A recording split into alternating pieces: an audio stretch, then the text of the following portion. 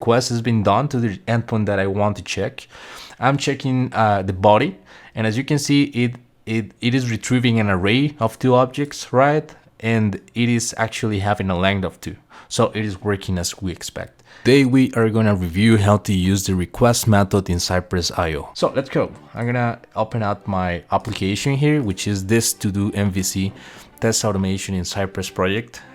This is a project that I found, and I'm using it. I haven't constructed from scratch, but this website is actually retrieving data, or actually is consuming the data from an endpoint.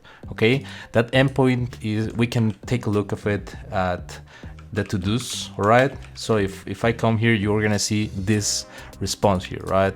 And also if I come and inspect this in the network part, right, I'm gonna do again this, you can see that this is the response actually that we're receiving, right? This is a get method, and the response is here, right? So this is the endpoint that this application, that the to-dos application is receiving. As you can see, here is the test to do, and also the wash dishes to do. So what I want to do here is actually test the endpoint, right? I want to make sure that all the stuff that this endpoint has is the correct stuff. So I'm gonna come here to my CYPRESS project, right? I have also created a describe already, all right? This is called Basic API Testing Part 1. And I'm gonna create the first it, okay? It is gonna be called, for example, a body length test, all right? I think that I'm writing it correctly. I think so. What I'm gonna do right now, well, is perform the command cy.request, right? The first thing that I have to do is, well, write down or actually paste the endpoint that I want to request, and make sure that it is working fine. Or if I want to make for example, a post, we also can use the request method. But in this case, we're gonna, for example, test this request. I'm gonna just execute this in CYPRESS, right? I'm gonna come here, and well, I thought that I had CYPRESS running, but I am not. So I'm gonna come to the terminal. I'm gonna run CYPRESS right away. It is not working correctly. Let me see why. Why? Oh, I see. That's not the correct command. I'm sorry. I'm gonna execute the test runner, right? And I'm gonna execute my it. I'm gonna come to request and the API test demo, right? There it is. As you will see, well, this first it is gonna request to this particular endpoint, right? So if I come here and I inspect and I look for the console, you will see that if I come here to this request and take a look of the console response, all right, I'm gonna take a look, and as you can see, we have some yielded an object, right, with different stuff that we can take a look and make sure that it is correct or not. For example, we can take a look of if the body has two objects inside of it, right? So that's something that I can do. So I'm gonna come this to the CYPRESS project, right? And well, I'm gonna come here, and inside of this, I'm gonna use the command its, right? This command is gonna help me to point to the yielded fields that we have in the response over here. So I'm gonna come here.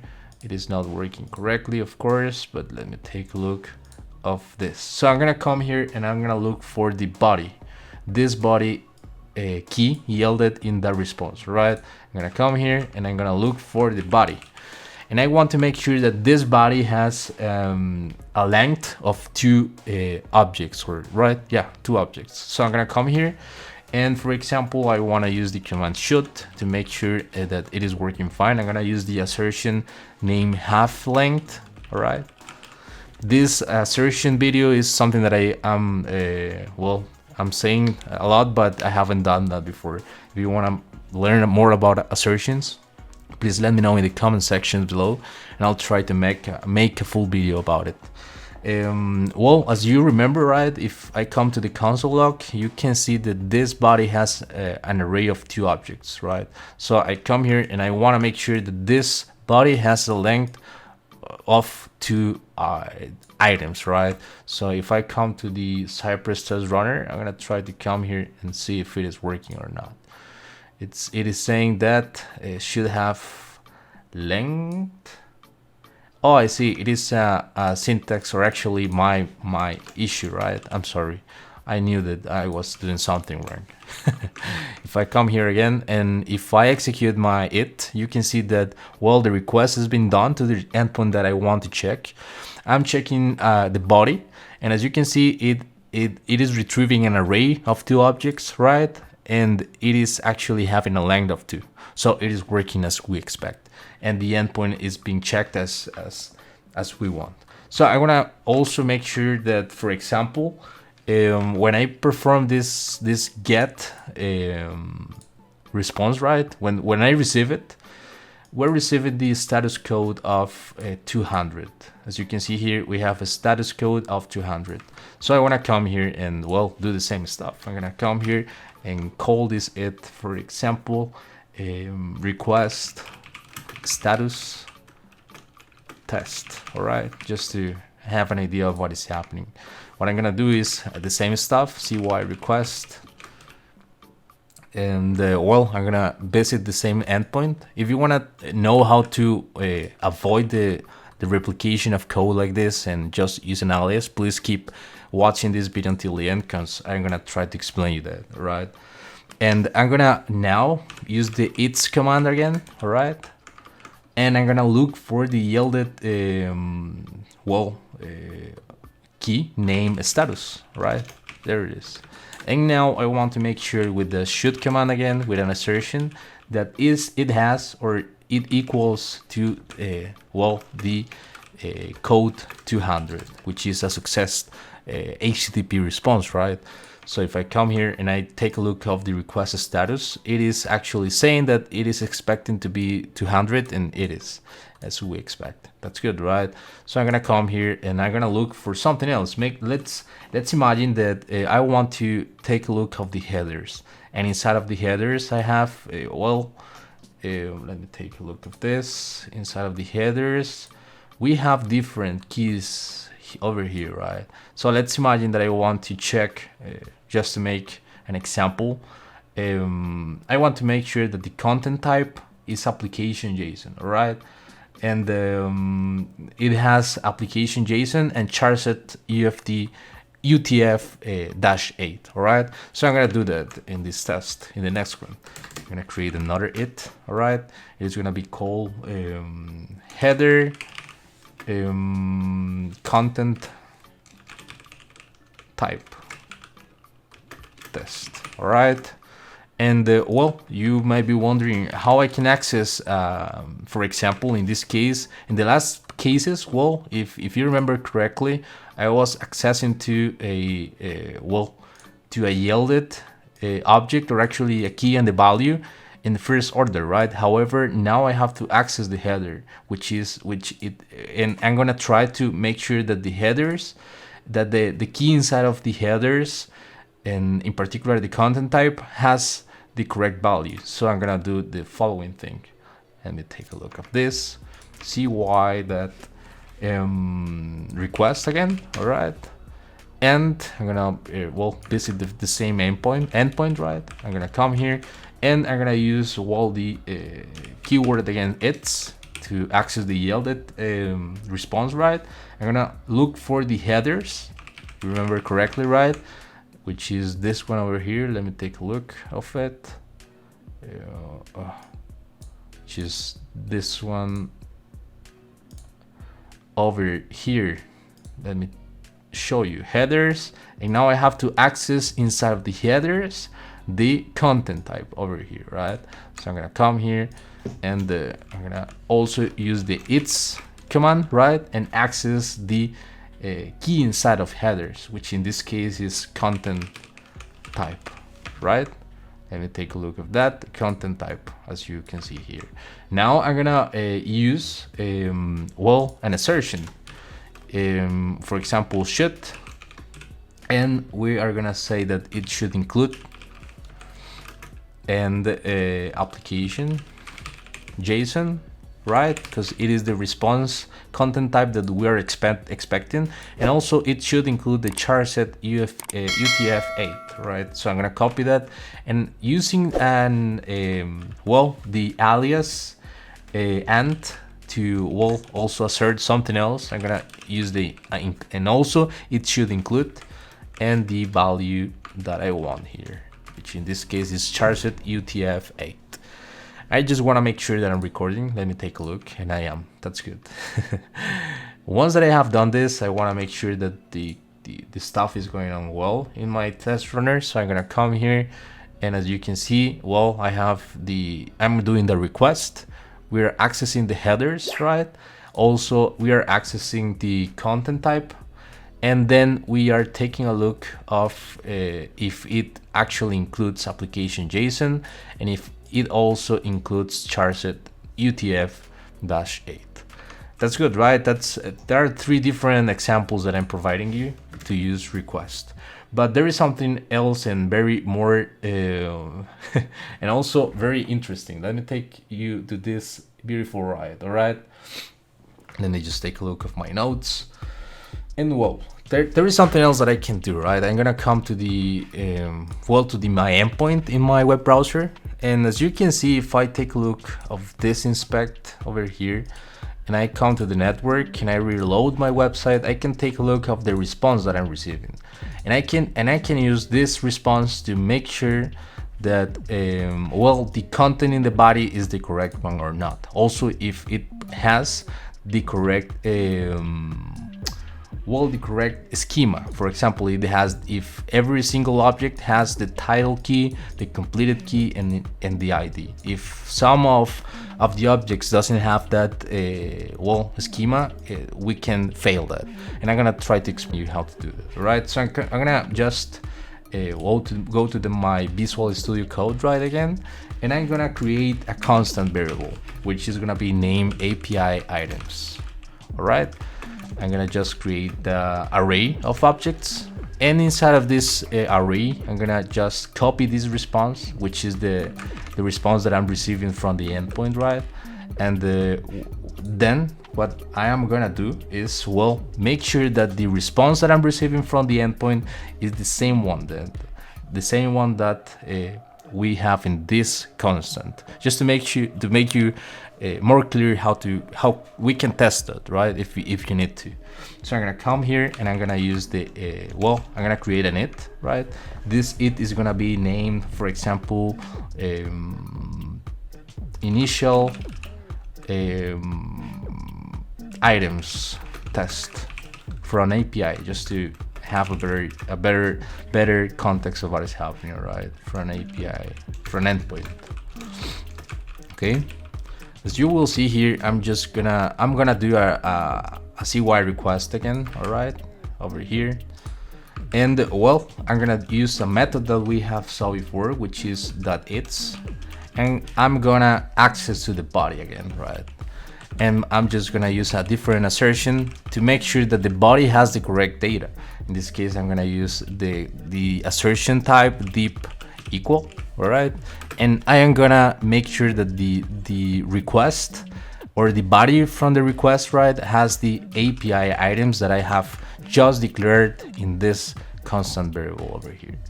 And if I execute this again, we're gonna take a look of the test runner over here, and as you can see, we